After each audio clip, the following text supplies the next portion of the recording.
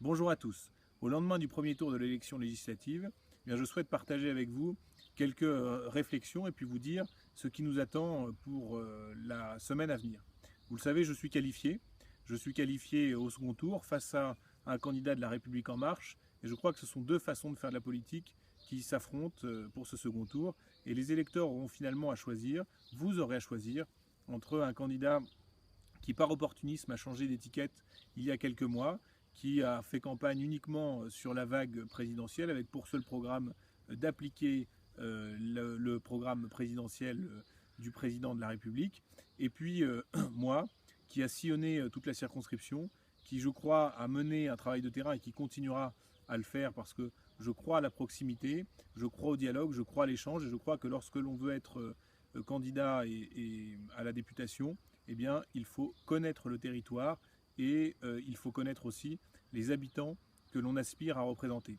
Voilà pourquoi j'ai été auprès de vous, je continuerai à le faire et cette semaine, eh bien, je continuerai à la fois à dire de façon extrêmement claire quelles sont mes idées et à porter des pratiques politiques nouvelles. Alors, ce sera l'occasion, avant le deuxième tour, d'un débat. En tout cas, il y a un certain nombre de médias, je crois déjà 2 médias locaux, qui nous ont proposé un débat que j'ai naturellement accepté. Et je crois que maintenant qu'il n'y a plus les 12 candidats, eh bien, il faut que chacun d'entre vous, vous expliquiez autour de vous quels sont les enjeux, parce qu'il y a eu un taux d'abstention qui est extrêmement important. Et moi, vous savez, une des sources de mon engagement politique, eh bien, c'est justement de constater qu'il y avait une abstention trop importante et de lutter contre celle-ci.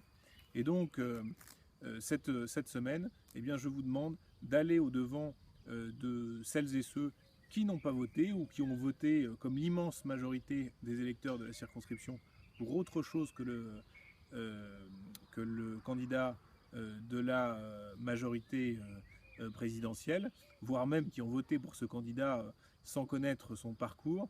Et je vous le dis, eh bien, si nous faisons tous collectivement ce travail, si nous relayons l'information, si nous rassemblons, si nous mobilisons, eh bien, nous l'emporterons dimanche et je serai là pour vous représenter. Alors je vous demande de m'accompagner cette semaine, je vous demande de faire cet effort-là pendant 6 jours de façon extrêmement intense et dimanche, eh bien, nous nous rejoindrons pour fêter la victoire et pour nous mettre au travail pour 5 ans pour la 3e circonscription.